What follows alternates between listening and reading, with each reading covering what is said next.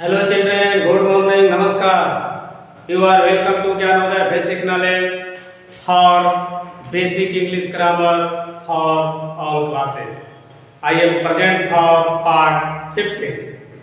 तो आइए पार्ट 15 के बेसिक इंग्लिश ग्रामर में हमारा अगला टॉपिक है कि व्हाट इज मटेरियल नाउन, यानी द्रव्यवाचक या पदार्थवाचक संज्ञा क्या है। मैटर माने होता है पदार्थ या द्रव। तो कहता है कि व्हाट इज मटेरियल नाउन, यानी द्रव्यवाचक या पदार्थवाचक संज्ञा क्या है।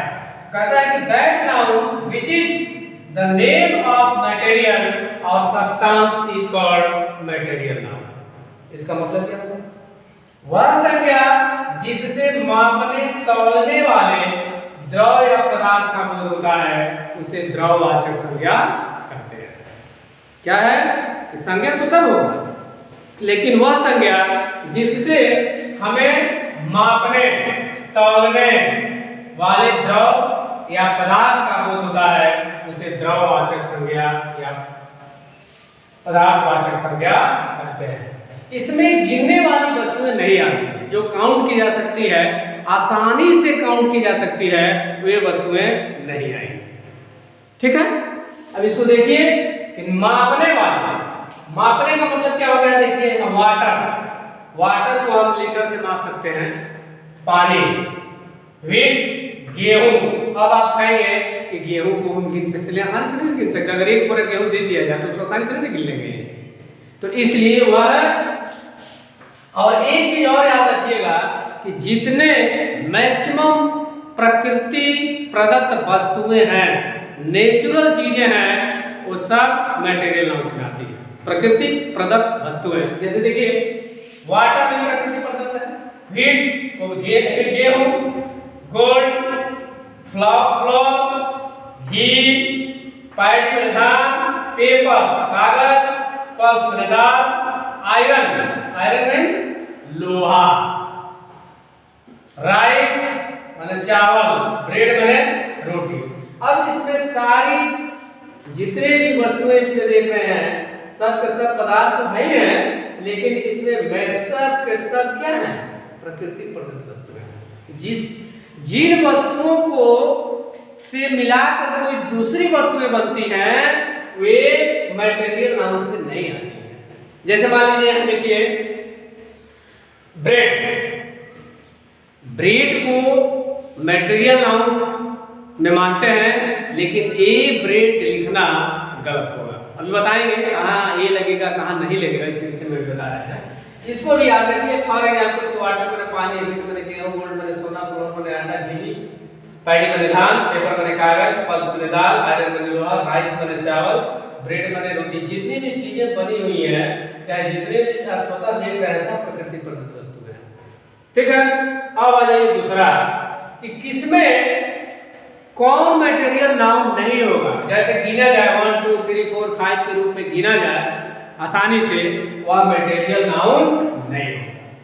ठीक है, दूसरा ए एंड डी नहीं लेगा। जितने मटेरियल नाउन्स होंगे इसके पहले ए एंड और द का प्रयोग नहीं होगा। जैसे यहाँ ए वाटर नहीं लगा सकते, एंड वाटर नहीं लगा सकते, द वाटर नहीं लगा सकते। ठीक है, और तीसरा है एस या ईएस भी नहीं जुड़ेगा मटेरियल्स नाउन्स में, कि जितने भी शब्द होंगे उसमें एस और ईएस का प्रयोग नहीं होगा। अगर एस और ईएस का प्रयोग आप कर देते हैं तो होगा, लेकिन वह अपना अर्थ छोड़कर विशेष अर्थ धारण कर लेगा। कैसे?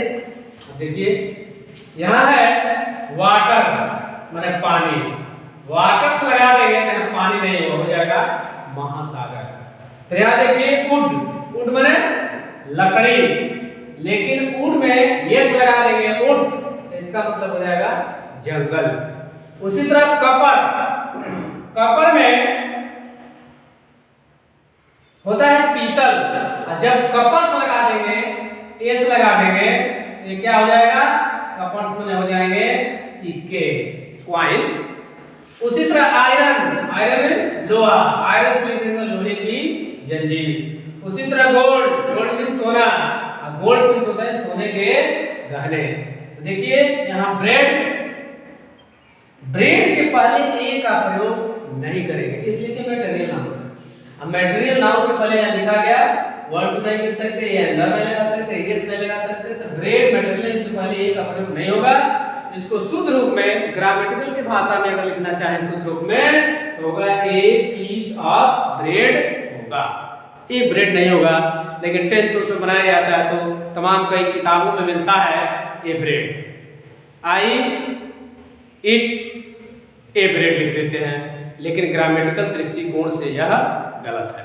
ग्रामर के दृष्टिकोण से देखे देंगे ए पीस ऑफ ब्रेड होगा, एक रोटी के लिए पीस ऑफ ब्रेड। तो चलिए देखिए मापने शब्द है जिसे बोल सके, जिसे मापने, इस सब को कहीं न कहीं मापा तोला जा सकता है, कह सकता है नहीं जा सकता है, लेकिन इसमें गिनने वाली वस्तुएं नहीं आएगी और इसमें ए एंड द नहीं लगेगा और एस या यस नहीं लगेगा। एस या यस लगेगा तो इसका अर्थ बदल जाएगा, अपना मूल अर्थ छोड़कर दूसरा अर्थ धारण कर लेगा।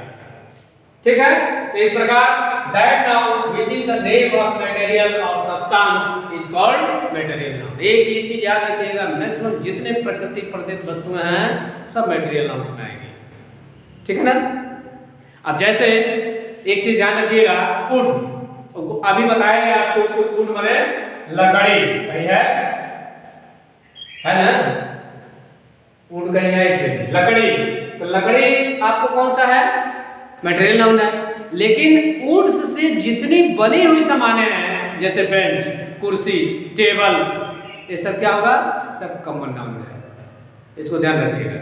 इससे जितनी मिलकर बनने वाली वस्तुएं अलग अलग रूप में वो सब क्या हो जाएंगी, कॉमन नाउन हो जाएगी, इसको ध्यान रखिएगा।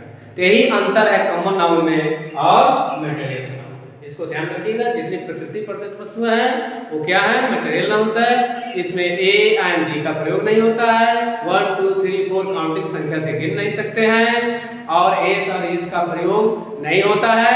अगर होता है तो इसका अर्थ व्यापक अपना अर्थ छोड़कर दूसरे अर्थ में बदल जाता है।